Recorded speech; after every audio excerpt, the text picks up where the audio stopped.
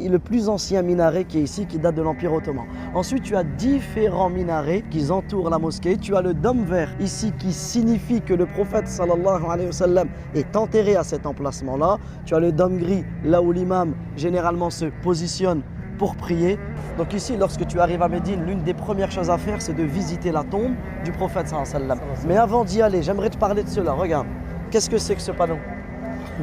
En fait, ça c'est un panneau qui nous met la frontière qu'on ne doit pas dépasser pour prier derrière l'imam. Exactement, puisqu'en fait l'imam il prie à cette limite-là. On ne prie pas devant, mais on prie derrière l'imam. Peux-tu me parler de cette porte là-bas? Est-ce que c'est vrai que c'est la porte par laquelle entrent et sortent les imams et les défunts? Exactement, c'est par ici que l'imam entre pour prier et c'est par là qu'ils sortent les défunts pour pouvoir les ramener au cimetière du Baqi' qui se trouve vraiment en face de nous.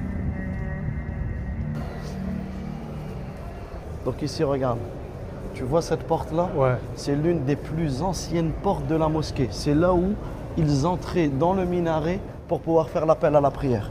Et c'est ici, à Médine, que l'appel à la prière a été légiféré. C'est cette partie-là qu'on appelle la Rawda. Exactement. Donc la Rawda, c'est un jardin parmi les jardins du paradis, mais ne te presse pas. On ira prier, Inch'Allah, dedans.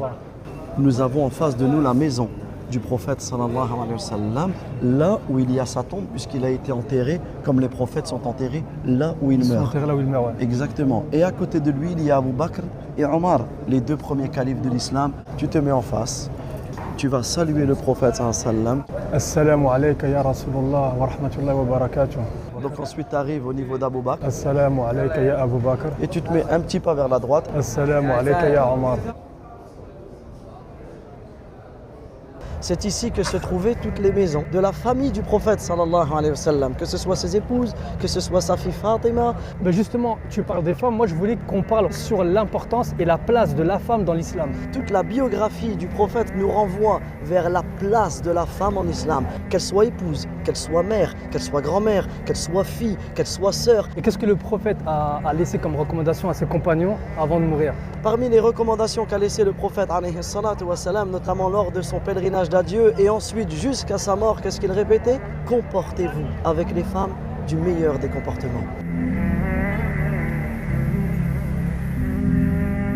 Donc là, nous nous dirigeons, nous allons entrer dans quelques instants dans le cimetière du Baqi', le cimetière où le prophète sallallahu alayhi wa sallam enterrait ses compagnons.